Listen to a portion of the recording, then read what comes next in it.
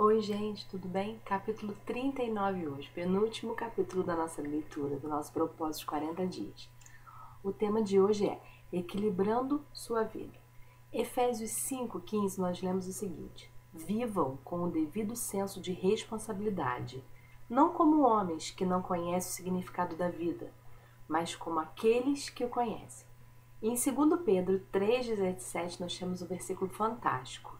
Não permitam que os erros dos maus conduzam vocês pelo caminho errado e façam vocês perderem o equilíbrio. Não se deixe perder o equilíbrio pelos maus.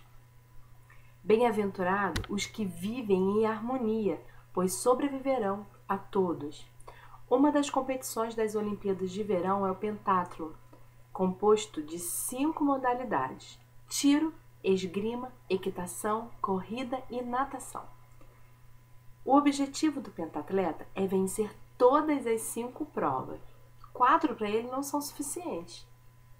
Sua vida também é um pentátlon, com 5 propósitos que devem ser mantidos na mesma proporção.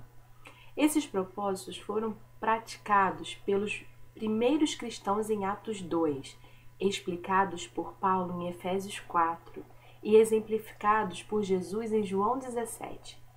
Mas estão resumidos no grande mandamento e na grande comissão de Jesus. Essas duas declarações resumem todo esse livro, os 5 propósitos de Deus para a sua vida. Para mim e para a sua, não é verdade? Ame a Deus de todo o coração, é o primeiro. Você foi formado para o prazer de Deus, então seu propósito é amar a Deus por meio da adoração. Segundo, ame o próximo como a si mesmo. Você foi formado para servir, então seu propósito é demonstrar amor às outras pessoas por meio do ministério. Terceiro, vá e faça discípulos. Você foi formado para uma missão, então seu propósito é compartilhar a mensagem de Deus por meio do evangelismo. Quarto, batize-os. Você foi formado para fazer parte da família de Deus. Então, seu propósito é se identificar com a Igreja do Pai por meio da comunhão. Quinto, ensine-lhe todas as coisas. Você foi formado para se tornar semelhante a Cristo. Então, o seu propósito é amadurecer por meio do discipulado. Um compromisso sério com o grande mandamento e com a grande comissão fará de você um grande cristão, porém precisa-se de um compromisso sério. Manter os 5 propósitos em igualdade não é nada fácil, é completamente difícil. Todos tendemos a exagerar nos propósitos que nos despertam, né, maior paixão, e negligenciar aqueles que nos despertam. A igreja faz a mesma coisa, mas você pode manter sua vida equilibrada e estável, juntando-se a um grupo em que haja incentivo mútuo à responsabilidade, de modo que você possa avaliar regularmente sua saúde espiritual. Registrar seu progresso em um diário pessoal e transmitir o que aprendeu a outros. Essas 4 atividades são importantes para que a vida seja dirigida por propósitos.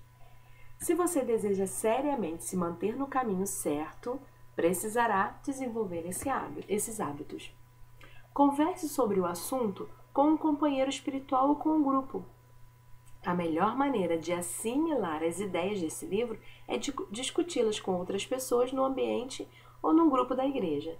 A Bíblia diz: como o ferro torna cortante o ferro, de igual modo as pessoas podem aperfeiçoar umas às outras.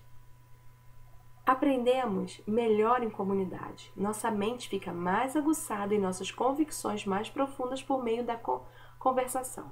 Insisto em que você reúna um pequeno grupo de amigos e forme um grupo de leitura de uma vida com propósitos, a fim de rever os capítulos semanalmente. Vocês devem discutir as implicações e aplicações de cada capítulo. Pergunte-se: e daí? E agora? O que isso significa na minha vida? Para minha família, para os meus amigos, para a minha igreja? O que eu vou fazer a respeito disso? Paulo disse: ponham em prática o que vocês receberam e aprenderam. Um pequeno grupo de leitura proporciona muitos benefícios que não podem ser alcançados somente por um livro. Vocês podem comentar o que estão aprendendo e discutir exemplos da vida real. Podem orar, incentivar e apoiar uns aos outros à medida que começarem a viver esses propósitos. Lembre-se de que fomos feitos para crescer juntos e não separadamente. A Bíblia diz: encorajem uns aos outros e fortaleça uns aos outros. Incentivo também a estudar a Bíblia individualmente. Registrei, como notas no fim do livro, mais de 1000 passagens da Bíblia utilizadas neste livro, para que você possa estudá-las em seu contexto. Leia, por gentileza, o apêndice 1, que explica o uso de parafrases e diferentes traduções. Visando manter cada capítulo adequado à leitura diária, tornou-se impossível explicar o fascinante contexto da maioria dos versículos utilizados. Entretanto, a Bíblia foi feita para ser estudada por parágrafos, por capítulos e até mesmo por livros inteiros. O meu livro 12 maneiras de estudar a Bíblia sozinho pode ajudá-lo no estudo indutivo. Faça um autoexame espiritual periódico. A melhor forma de harmonizar os 5 propósitos em sua vida é por meio de uma autoavaliação periódica. Deus dá grande valor a esse hábito. Somos orientados pelo menos 5 vezes nas Escrituras a verificar e examinar nossa saúde espiritual. A Bíblia nos diz: examine-se para ter certeza de que estão firmes na fé. Não se desvie achando que tudo está garantido. Faça exames regulares. Testem vocês mesmos. Se falharem no teste, façam algo a respeito. Muitas das vezes estamos anos dentro da igreja e a gente acha que a gente está bem. Mas, na verdade, se fosse assim, se isso fosse regra, todos dentro da igreja estar bem, não teria essas pelo menos 5 aqui passagens na Bíblia. Não é mesmo? A gente precisa estar se examinando e vendo onde a gente precisa se consertar, onde a gente esqueceu, onde a gente parou de viver o verdadeiro evangelho. Para manter a saúde física, você precisa ir regularmente ao médico para a verificação dos sinais vitais, pressão sanguínea, temperatura, peso e assim por diante. Para a saúde espiritual, você precisa examinar regularmente os 5 sinais vitais da adoração, da comunhão, do crescimento do caráter, do ministério e da missão. Jeremias aconselha: vamos observar bem a maneira em que estamos vivendo e reordenar a nossa vida sob a autoridade de Deus. Na igreja de Saddleback, desenvolvemos uma ferramenta simples de avaliação pessoal que tem auxiliado milhares de pessoas a permanecer no propósito de Deus. Você ficará surpreso ao ver como essa pequena ferramenta o ajudará a alcançar o equilíbrio para uma vida saudável e de crescimento. Paulo nos disse que a ideia entusiástica do início seja igualada pela ação realista de agora. Anote o seu progresso em um diário. A melhor forma de consolidar o progresso no cumprimento dos propósitos de Deus para a sua vida é mantendo um diário espiritual. Não se trata de um registro dos acontecimentos, mas das lições de vida que você não gostaria de esquecer. A Bíblia nos diz: é imprescindível que guardemos em segurança tudo o que temos ouvido, para que jamais nos desviemos. Podemos nos lembrar do que registramos. Escrever ajuda a esclarecer o que Deus está fazendo na sua vida. Dayson costumava dizer: os pensamentos se embaraçam quando nos passam pelos dedos. A Bíblia registra várias ocasiões, em que Deus ordena a alguém a manutenção de um diário espiritual, como, por exemplo, conforme a orientação do Senhor, Moisés manteve um registro da progressão deles. Não lhe deixa contente o fato de Moisés ter obedecido à orientação de Deus de registrar a jornada espiritual de Israel? Se ele fosse preguiçoso, seríamos privados das poderosas lições de vida do Êxodo. Embora seja improvável que seu diário espiritual venha a ser tão amplamente conhecido quanto o de Moisés, ele ainda é importante. Na nova versão da Bíblia, lemos: Moisés registrou as etapas da jornada deles. Sua vida é uma jornada. E uma jornada merece um diário. Espero que você, tendo uma vida dirigida por propósito, escreva sobre as fases de sua jornada espiritual. Não anote apenas o que for agradável. A exemplo de Davi, registre suas dúvidas, temores e lutas com Deus.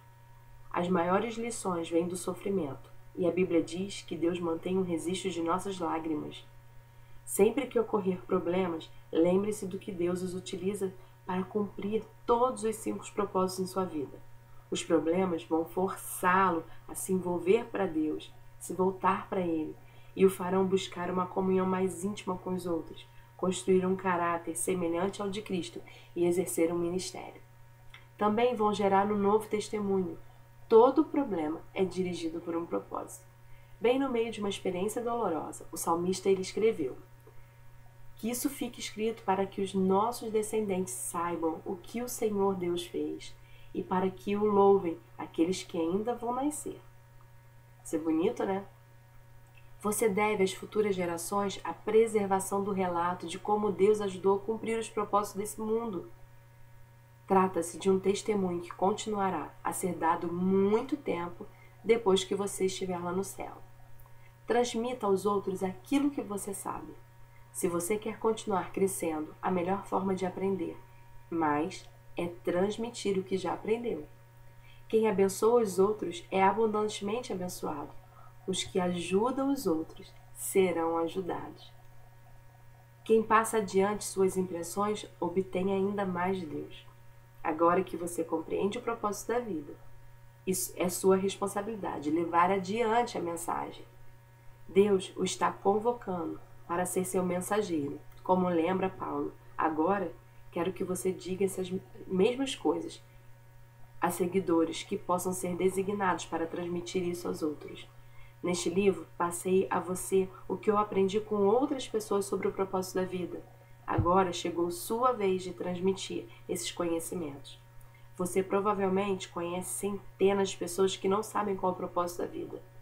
Compartilhe essas verdades com seus filhos, amigos, vizinhos, colegas de trabalho.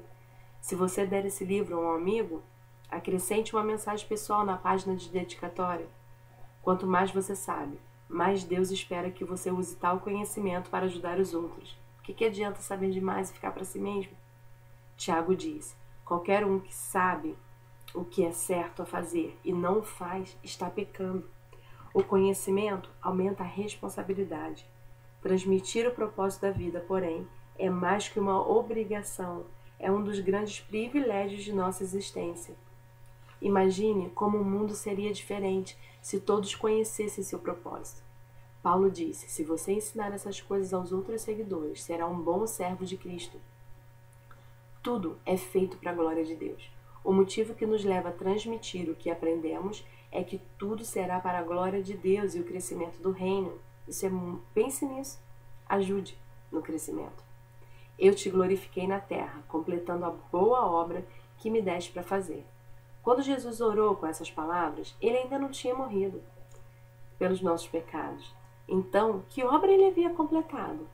Nesse caso, ele estava se referindo a algo distinto da expiação. A resposta está no que ele diz nos 20 versículos seguintes de sua oração. Jesus disse ao Pai o que havia feito nos últimos 3 anos, a preparação dos discípulos para viver conforme os propósitos dele. Ele os ajudou a conhecer e amar Deus através da adoração e a amarem uns aos outros através da comunhão. Deu-lhes a palavra para que amadurecessem o discipulado. Mostrou-lhes como servir, que é o ministério, e enviou-os para pregar o evangelho, a missão. Jesus é o exemplo de uma vida dirigida por propósitos e também ensinou os outros como vivê-la. Essa foi a obra que glorificou a Deus. Deus hoje chama cada um de nós para realizar a mesma obra. Ele não quer apenas que vivamos seus propósitos, mas que ajudemos outras pessoas a fazer o mesmo. Deus quer que apresentemos Cristo às pessoas, trazendo-as para a comunhão, ajudando-os a amadurecer e a descobrir como servir. E em seguida, que as enviemos para alcançar outras pessoas também. É disso que se trata uma vida dirigida por propósitos, independentemente de sua idade. O restante de sua vida pode ser a melhor parte dela. E você pode, hoje mesmo, começar a viver os propósitos. Então, tome essa decisão de viver dignamente diante de Deus, de fazer o propósito, cumprir o propósito do Senhor na sua vida, enquanto você tem tempo para isso. Um tema de reflexão de hoje: bem-aventurados os que vivem em harmonia. O versículo Efésios 5:15. Vivam com o devido senso de responsabilidade, não como os homens que não conhecem o significado da vida, mas como aqueles que o conhecem. E uma pergunta para meditar: qual das 4 atividades vou iniciar para permanecer no caminho e harmonizar os 5 propósitos de Deus para mim. Bom, quero te agradecer por ter ficado aqui e dizer que eu desejo muito que Deus venha abençoar a sua vida e que coisas maravilhosas venham acontecer, que mudanças venham acontecer, né? Que transformações, que milagres da parte de Deus venham acontecer na sua vida. E amanhã teremos o capítulo 40, Vivendo com Propósitos. Para quem tem perguntado qual é o livro, esse é o livro, olha. É Uma Vida com Propósitos, do Rick Warren. É um livro muito bom, é um livro que vale a pena você ter, né, na sua casa, emprestar para pessoas, fazer um propósito junto com a sua família. Ele é enriquecedor. Eu desejo que Deus venha te abençoar e te aguardo amanhã. Muito obrigada.